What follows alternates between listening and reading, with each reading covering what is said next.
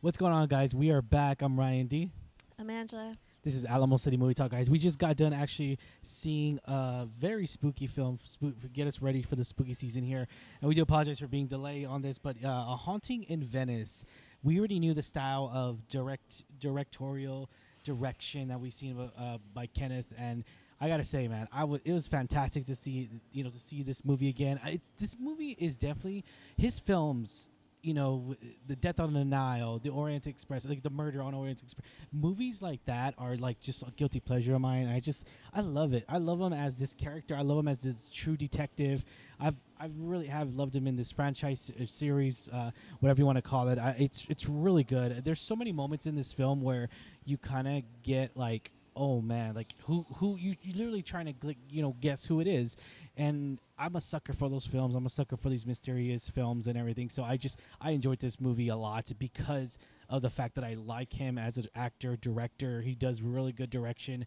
And I got to say, this is the first time I've seen Kenneth really do a film like a scary film like this. And I gotta say, there's a few scares that just got me. They got me. I'll say that. But what'd you think of this, Angela? So we are doing our out of theater reaction to A Haunting in Venice. If you didn't already know, I think it's the third film from him from this franchise, if you will. I love mystery movies, whodunits, Murder on the Orient Express, Death on the Nile, and now Haunting in Venice. It's all like almost the same premise, but a little bit different. Each one has their own story, unique story, and just add something more character to this Poirot detective.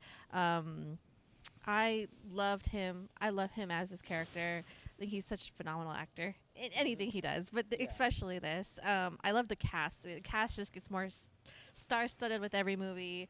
A lot of familiar faces for this one. A lot of familiar faces. I think for a simple detective whodunit movie with a little bit of flair of like supernatural, it was great. I loved the mystery and the thrill of it. It was like you say, there's some scares that I didn't expect, and it wasn't like a jump scare, like a cheesy scary movie. It was done in a very thoughtful way. I really appreciate all that went into this. Yeah, no, definitely. I'm really was like shocked at certain moments in here, and even more so, the reveal is always like. It's always been surprising because there's a few times where you kind of will get this, and there's a few films that are very predictable. But at least for the most part, you kind of, I've always gotten it wrong with him, and I enjoy the fact that I'm getting it wrong because it's not predictable. It doesn't really carry that. I like that. I like that it keeps us on his toes. You think it's this person, and is it really? It makes you question, and that's a good mystery right there. You gotta love it. Yeah, definitely, guys. All right, but a question is for you guys: are you gonna plan on seeing this film? Because I feel like, my perspective, the marketing wasn't done very well. I mean, I didn't really see too much of it. I agree with you there.